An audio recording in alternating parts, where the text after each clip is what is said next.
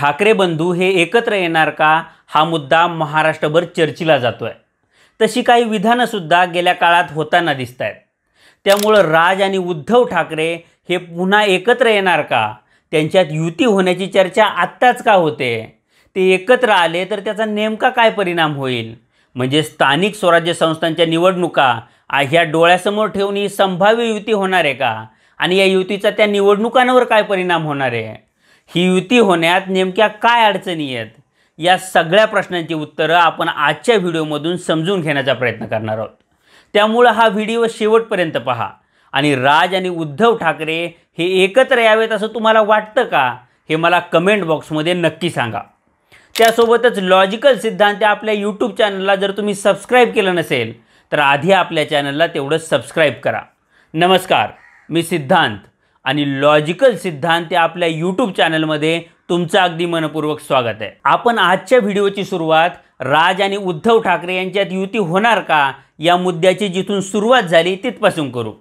कुठून झाली ही सुरुवात, तर ही चर्चा सुरू झाली ती राज ठाकरेंच्या एका पॉडकास्टपासून, म्हणजे महेश मांजरेकरांचा एक पॉडकास्ट आहे।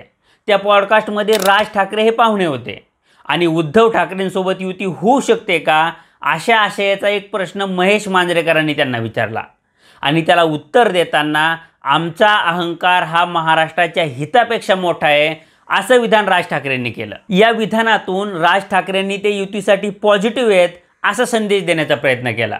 मग आता वेळ होती ती उद्धव ठाकरेंच्या उत्तराची। एका कार्यक्रमात बोलताना उद्धव ठाकरेंनी ते सुद्धा युतीसाठी पॉझिटिव्ह असल्याचं सूचित करण्याचा प्रयत्न केला, पण त्यांनी त्यासाठी काही अटी ठेवल्या। त्यातली पहिली अट म्हणजे राज ठाकरेंनी भाजपसोबत बोलणी बंद करावी आणि दुसरी अट म्हणजे शिंदेंसोबत चहापान हे बंद करावं। आता यातून राज ठाकरेंनी दोन्ही डगरीवर पाय ठेवू नयेत असं उद्धव ठाकरेंना सुचवायचं होतं, पण या अटी असल्या तरीही एकंदरीत ते युतीबद्दल पॉझिटिव्ह आहेत हेच त्यांनी सांगण्याचा प्रयत्न केला। अगदी कालसुद्धा महाराष्ट्राच्या मनात जे आहे ते लवकरच होईल असं सूचक विधान त्यांनी केलं। आता फक्त उद्धव ठाकरे आणि राज ठाकरे हे सूचक विधानं करतायत का, तर तसं नाही आहे। तर आदित्य ठाकरे आणि अमित ठाकरेंनी सुद्धा याबद्दल पॉझिटिव्ह प्रतिक्रिया दिली। मनसेबद्दल बोलताना संजय राऊतांचा जो टोन होता तो आता सॉफ्ट झालेला दिसतोय। इकडे मनसेसुद्धा संदीप देशपांडेंनी जरी आम्ही दुधानं पोळलोय त्यामुळे आता ताक फुंकून पितोय अशी प्रतिक्रिया दिली असली तरीही त्यांनी संजय राऊतांचं पुस्तक वाचतानाचा एक फोटो पोस्ट केला आहे। म्हणजे एकंदरीत दोन्ही बाजूंनी एकमेकांना डोळे मारण्याचा प्रकार सुरू आहे। पण यात संदीप देशपांडे आणि मनसेचे इतर नेते हे बोलताना आम्ही दुधाने पोळलोय त्यामुळे ताक फुंकून पितोय असं का म्हणतायत, तर 2014 आणि 2017 असा 2 वेळा मनसे आणि शिवसेनेच्या युतीचा प्रयत्न झाला, पण दोन्ही वेळा मनसेला धोका मिळाला।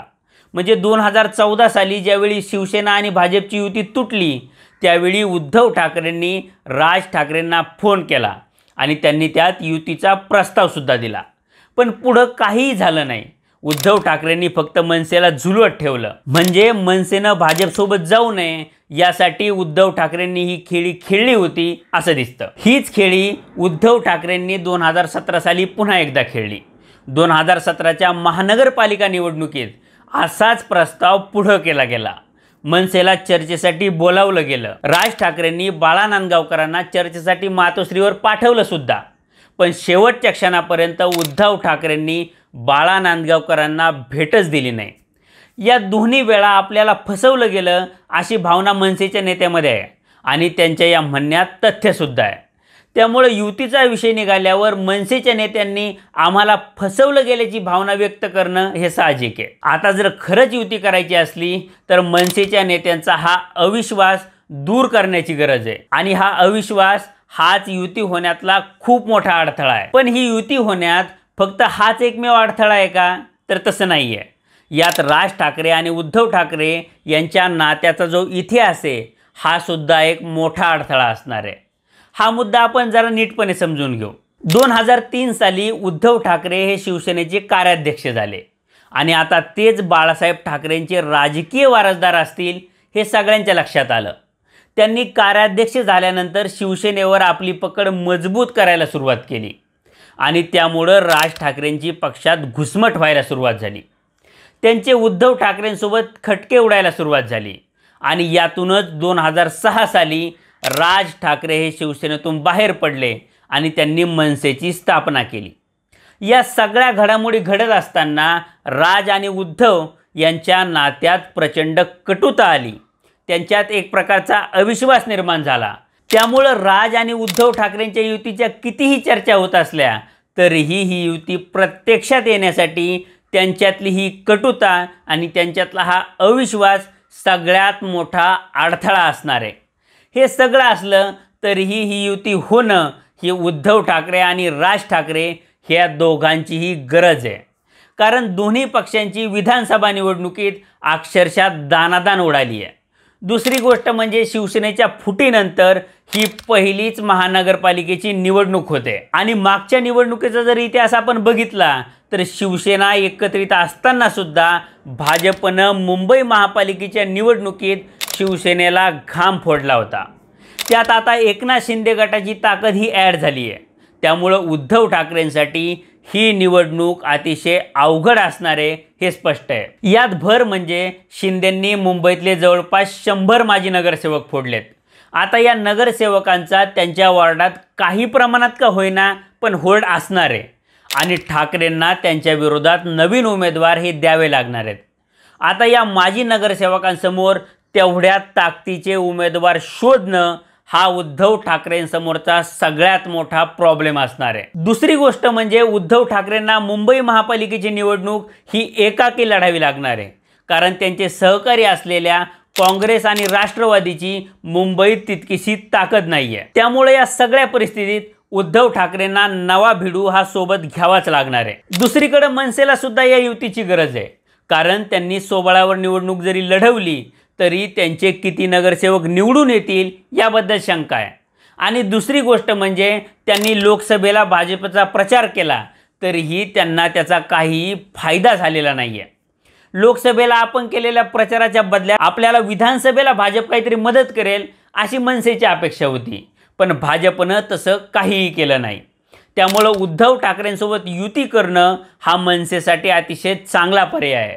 पण ही युती झाली तर मतांच्या गणितावर याचा काय परिणाम होईल असा प्रश्न अनेकांना असतो, तर ते सुद्धा समजून घेऊ। तर मुंबईची निवडणूक ही मराठी विरुद्ध अमराठी अशी होत असते। आता सध्याच्या घडीला मुंबईत एकूण 28 ते 32% एवढं मराठी मतदान आहे। हे सगळं मतदान हे मराठीच्या मुद्द्यावर परंपरागतपणे शिवसेनेला पडत आलं आहे आणि परप्रांतीयांचं मतदान हे भाजपला पडतं। आता तुम्हाला प्रश्न पडला असेल की 70 ते 72% एवढं परप्रांतीयांचं मतदान असून सुद्धा मुंबईत शिवसेनेची सत्ता कशी काय येते? तर हे परप्रांतीय मतदान हे विभागलं गेलेलं आहे। त्यात गुजराती वेगळा विचार करतात, उत्तर प्रदेशचे लोक वेगळा विचार करतात, बिहारी वेगळा विचार करतात, त्यामुळं हे मतदान एकसंघपणे होताना दिसत नाही। यामुळं मराठी मतांच्या बळावर शिवसेना ही नेहमी सत्तेत येत असते। आता जर मनसे आणि शिवसेना वेगळे लढले तर मराठी मतांमध्ये फूट पडेल आणि त्याचा फायदा भाजपला होईल अशी परिस्थिती आहे। त्यामुळे आता ही सगळी परिस्थिती बघता मराठी माणसांच्या हितासाठी राज आणि उद्धव ठाकरे हे आपला युगो बाजूला सारून एकत्रित येतात का हे बघावं लागेल। आता उद्धव ठाकरे आणि राज ठाकरेंनी एकत्रित यावं असं तुम्हाला वाटतं का हे तुम्ही मला खाली कमेंट बॉक्समध्ये नक्की सांगा। हा व्हिडिओ आवडला असेल तर व्हिडिओला लाईक करा आणि असेच नवनवीन व्हिडिओ पाहण्यासाठी लॉजिकल सिद्धांत आपल्या यूट्यूब चॅनलला सबस्क्राईब करायला तेवढं विसरू नका। धन्यवाद।